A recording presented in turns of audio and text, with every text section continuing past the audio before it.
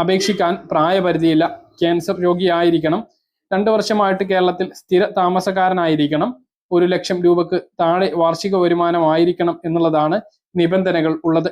Pension നൽകുന്നതിനുള്ള നിബന്ധനകൾ സർക്കാർ ലഘൂകരിച്ചിട്ടുമുണ്ട്. നേരത്തെ ഓങ്കോളജി ഡോക്ടർമാരുടെ സാക്ഷ്യപ്പെടുത്തലിനോടൊപ്പമായിരുന്നു പെൻഷൻ അനുവദിച്ചിരുന്നത് എങ്കിൽ ഇപ്പോൾ ഒരു സർക്കാർ ആശുപത്രിയിലെ മെഡിക്കൽ ഓഫീസർ നൽകുന്ന സാക്ഷ്യപത്രം നൽകിയാൽ മതി. ഓഫ്ലൈനായി വില്ലേജ് ഓഫീസിലോ താലൂക്ക് ഓഫീസിലോ അപേക്ഷകൾ സമർപ്പിക്കാം.